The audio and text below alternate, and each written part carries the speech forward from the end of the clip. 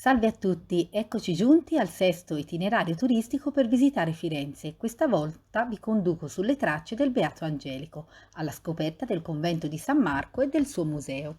L'interno custodisce opere straordinarie del Beato Angelico. Doveva essere davvero una persona speciale. Nato nei pressi di Vicchio di Mugello, all'anagrafe era conosciuto come Guidolino di Pietro, ma quando prese i voti decise di chiamarsi Giovanni da Fiesole.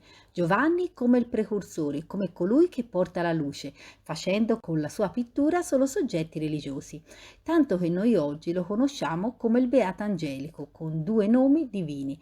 Vasari ci dice che non fece crocifisso senza bagnarsi gli occhi di lacrime. Credeva davvero in quello che faceva e poteva essere ricco, ma decise di mettere a disposizione il suo talento per l'ordine domenicano, senza riceverne compensi. Andiamo a scoprire allora tutto il complesso di San Marco. Il Museo Nazionale di San Marco ha sede nella parte monumentale del convento domenicano in piazza San Marco a Firenze. Il complesso venne ristrutturato su progetto di Michelozzo. Il museo possiede la migliore collezione al mondo delle opere sia su tavola sia ad affresco del Beato Angelico. Qui abitarono Sant'Antonino Pierozzi, cui è dedicato il bellissimo chiostro, lo stesso Beato Angelico, Fra Bartolomeo, il Savonarola, che qui, proprio all'ingresso della biblioteca, venne catturato per essere poi arso a rogo in piazza della Signoria.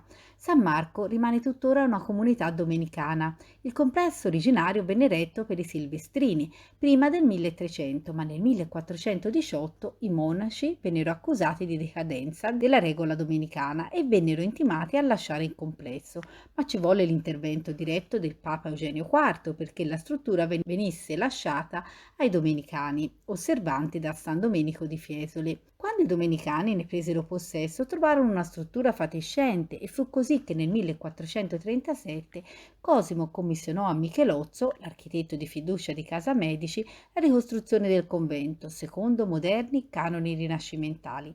Cosimo il Vecchio investì una notevole quantità di denaro nella ricostruzione del convento, spendendo più di 40.000 fiorini, come testimonia il Vasari nelle sue vite. Michelozzo vi lavorò dal 1439 al 1444.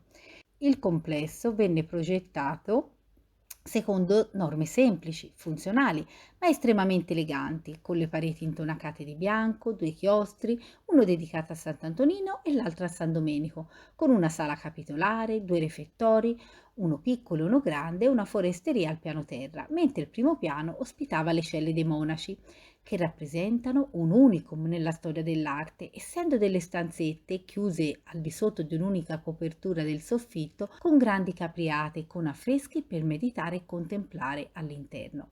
Le 45 celle sono disposte lungo 3 corridoi. Nelle celle è conservato un ciclo affrescato senza pari, composto da una serie di 43 lunette o riquadri affrescate dal Beato Angelico e aiuti con le storie di Cristo, che dovevano ispirare i monaci nella preghiera. Per questo le scene, più che descrivere più o meno realisticamente gli avvenimenti, sono attente a dare piuttosto spunti meditativi e di contemplazione. Prima di salire al primo piano troviamo il bellissimo affresco dell'Annunciazione, databile tra il 1440 e il 1450 circa, una delle opere più famose dell'Angelico, il quale usò la preziosa azzurrite, fece inserti in oro, rendendo le figure monumentali, isolate nello schema prospettico del porticato, ma con un forte senso di silenziosa spiritualità.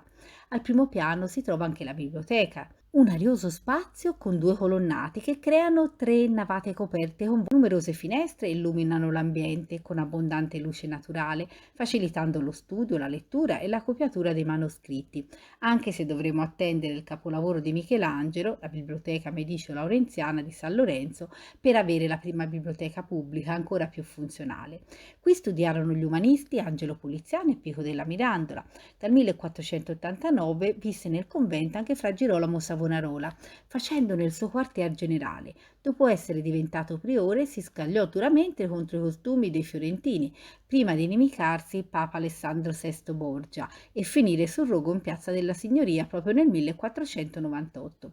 Dal 1934 al 1977 visse nel convento più volte anche il sindaco di Firenze Giorgio Lapira. Superato il vano della biglietteria, il percorso museale inizia dal chiostro detto di Sant'Antonino, costruito da Michelangelo Michelozzo prima del 1440, con 4 lati porticati e coperti da volte a crociera, sorrette da slanciate colonne.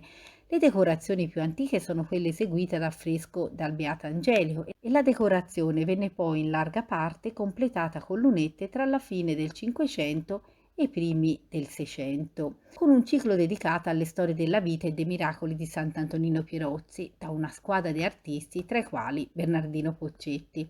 La sala dell'ospizio è quella dove in origine venivano accolti i pellegrini più umili, a differenza degli ospiti di una certa importanza alloggiati nella foresteria. Ospita la maggior collezione di pale d'altare e dipinti del Beato Angelico. La sala capitolare fu affrescata sempre dal Beato Angelico, con la crocifissione terminata nel 1442, un vero capolavoro, durante la realizzazione della quale, come ci informa Vasari, l'Angelico si commosse fino alle lacrime. Lo sfondo è rossastro, ma anticamente era coperto di preziosi pigmenti azzurri. L'iconografia è molto originale perché oltre ai canonici personaggi vi sono collocati attorno alla croce una serie di santi legati a Firenze, ai medici e all'ordine domenicano. Qui si trova anche la piagnona legata alle vicende del Savonarola. Si tratta della campana della chiesa legata ai piagnoni, cioè ai seguaci del frate ferrarese. Quando Savonarola venne condannato per eresia, la campana fu staccata e portata in processione per la città, mentre veniva colpita da fruste di cuoio per castigarla.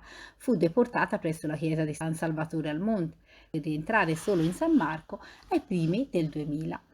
Il refettorio grande era quello usato dai monaci del convento e nella sala possiamo ammirare l'affresco di Giovanni Antonio Sogliani con la provvidenza dei domenicani sormontata dalla crocifissione.